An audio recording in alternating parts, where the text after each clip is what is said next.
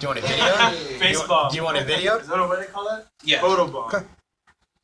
Alright, so set up here. Alright, once again, we're going to go over the mindset, which is chapter 5, the defensive mindset. You can find that on page 35 of your PPOTH handbook.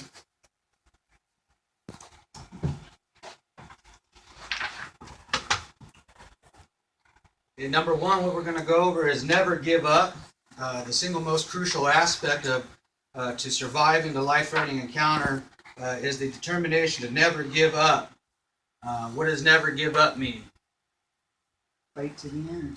Okay, yeah, you don't want to give up. If you have to fight, fight. Do not let your assailant get the upper hand on you. Do not give up. Do not submit. Okay? And, training, you want to take your training seriously because training will keep you refreshed on a day-to-day basis. Training will help you in all different kinds of aspects, inside your home or outside your home. Every time you leave that door, you know that you're trained. You've been training yourself. You took your training seriously. You know what you are doing. Okay? Give you some confidence, huh? It gives you some confidence.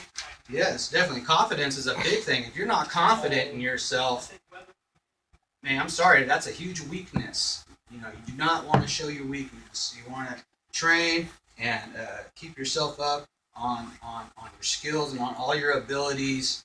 Okay? And that definitely help your confidence level. All right, so develop a plan. All right, develop a plan, a protection plan. Okay? You want to avoid a confrontation at all costs. So, come up with a plan inside your home. You're driving your car down the street and you're daydreaming. Use that daydreaming for developing plans inside your head. You don't know, you could be going to the bank. You got to go up to the ATM machine and pull money out. Before you even go to that ATM machine, you should have plans developed in your head. You're going to the anywhere, to the grocery store, to the liquor store. Like me, I don't drive to the liquor store because it's right around the corner from me. I live in a bad neighborhood. Okay, I walk. There's no need for me to drive, but I know that's a bad neighborhood, and it's too bad 'cause that's where I live. But that's that's the fact of that. So before I even leave, I develop a plan in my head. I work out certain scenarios in my head. I visualize these scenarios in my head, okay? And that helps me to develop plans. Okay? You want to like I said, you want to practice your visualization. You want to visualize your scenarios in your head. If you're bored at home, practice at home. Visualize these things, make scenarios, practice them. That's all gonna, that goes back to, we're talking about your training. That's gonna help you train. It's gonna get your confidence level up. Visualize is gonna help you to develop plans. Avoiding confrontation. Okay, so practice the plan. You want to practice your plan all the time. You're inside your house. You got walls. If you got stairs like I do, use your home as an obstacle course. So practice your plans. Fire kills. All right. You want to continue your training. You never want to stop training. Even after you pass this class and you think you're all good to go, you still have a lot to learn. The saying that you can't teach an old dog new tricks, though, that, yes, you can, because you might forget things. If you don't use it, you lose it. You don't use it, you lose it. So continue your training. Perishable skills. Right. Continue your training. You don't use it, you lose it. You will forget. Always keep up on your training. Train for real life scenarios. Okay. In a real life scenario, what can happen? What can happen in a real life scenario? Okay? What comes into play? Stress. You will be stressed. Okay. So you have to know how to react under stress. You have to know your own limitations. You gotta have to try to control your body, your emotions. Okay, a lot of stress will come into play. And what can stress do? Stress can cause you to what?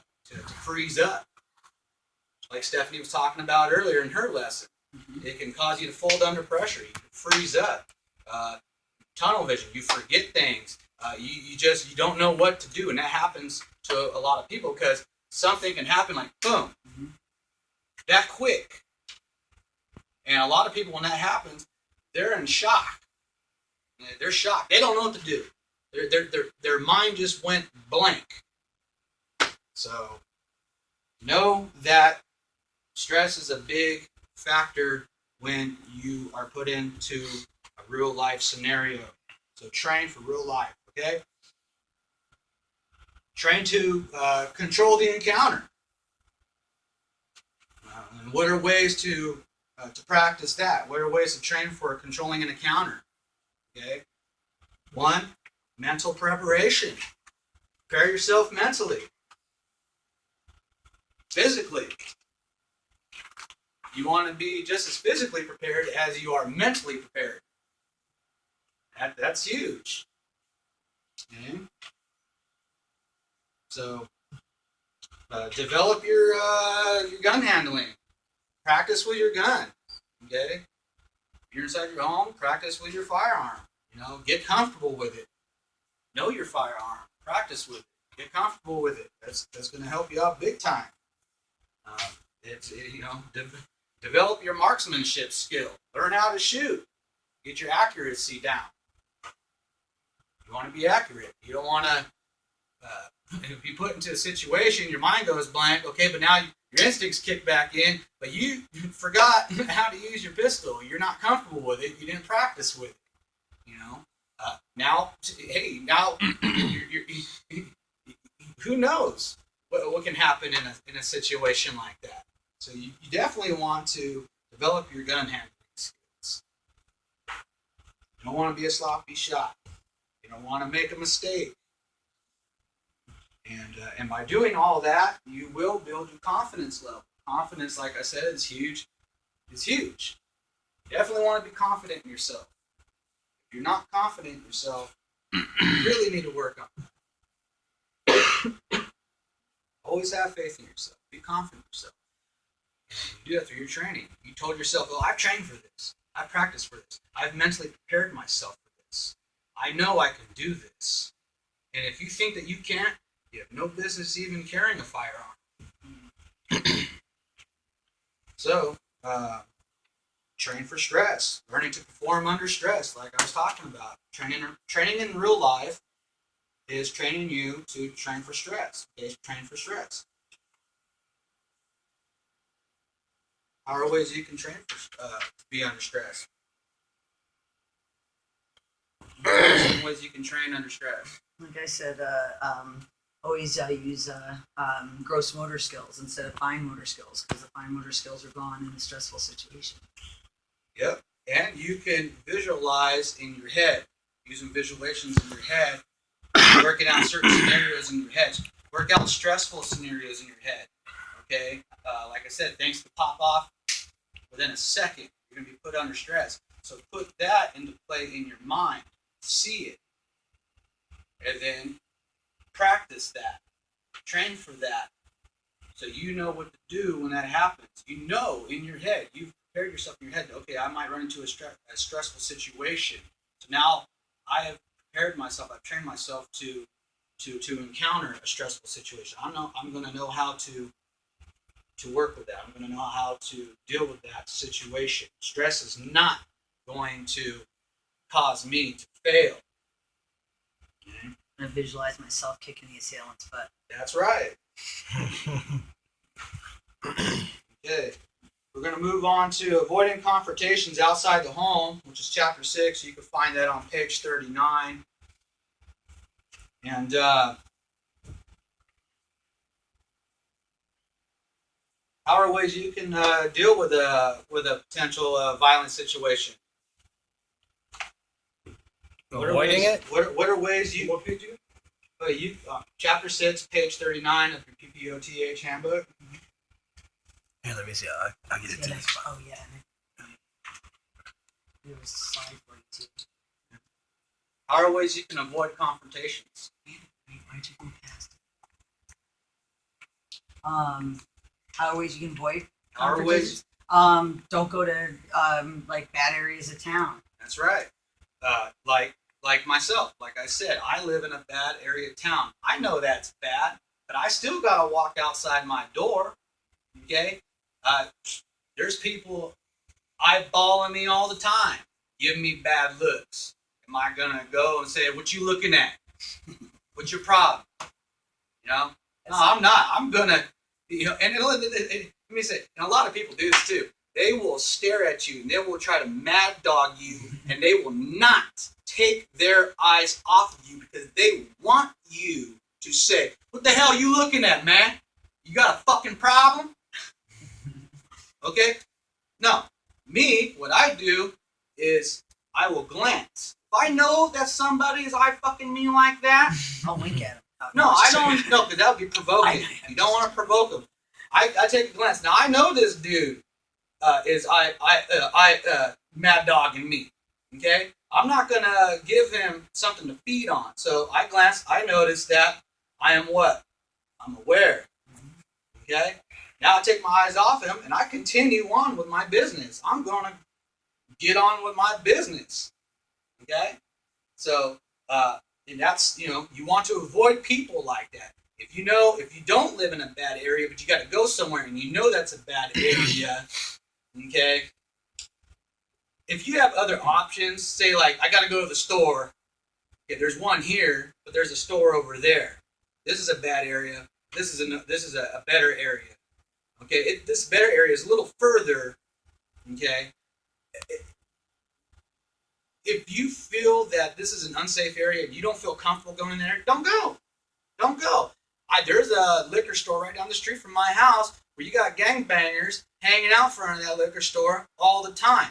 I like to buy beer. Am I going to go in that store to buy beer? No. I'm going to go to this store over here and go buy beer because these thugs are not hanging out at this store. They're over here.